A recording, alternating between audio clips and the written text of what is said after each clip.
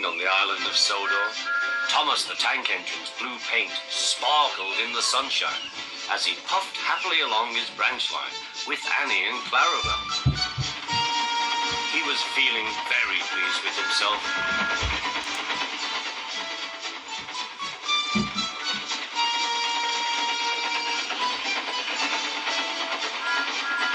"Hello, Thomas," whistled Percy. "You look splendid."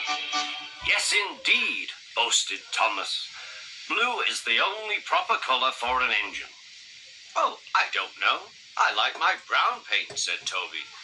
"I've always been green. I wouldn't want to be any other color either," added Percy. Well, anyway, huffed Thomas, "blue is the only color for a really useful engine. Everyone knows that." Percy said no more. He just grinned at Toby. Later, Thomas was resting when Percy arrived. A large hopper was loading his trucks full of coal. Thomas was still being cheeky. "Careful," he warned. "Watch out with those silly trucks." Go on, muttered the truck.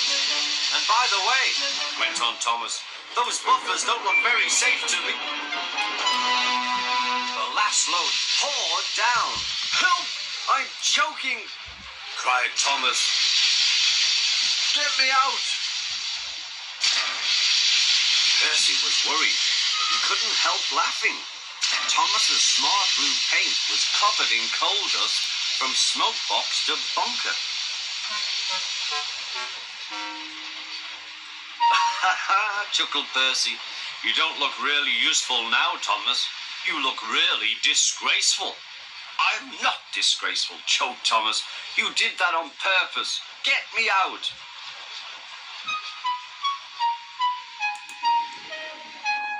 It took so long to clean Thomas that he wasn't in time for his next train.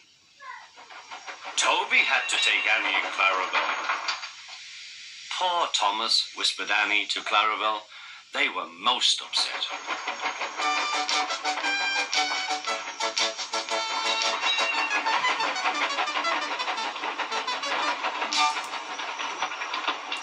Thomas was grumpy in the shed that night.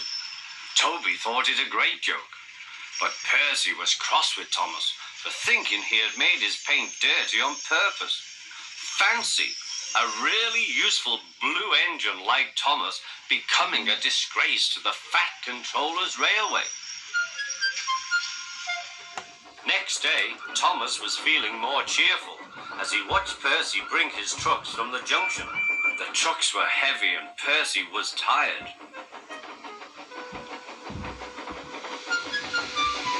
"Have a drink," said his driver, "then you'll feel better." The water column stood at the end of the siding with the unsafe buffers.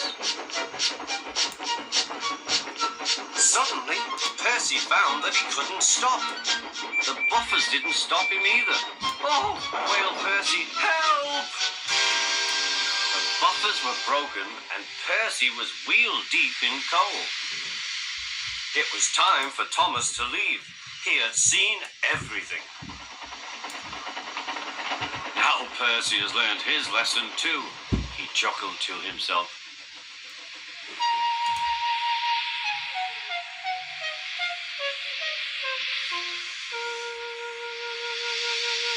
That night, the two engines made up their quarrel. "I didn't cause your accident on purpose, Thomas," whispered Percy. "You do know that, don't you?" "Of course," replied Thomas, "and I'm sorry I was cheeky.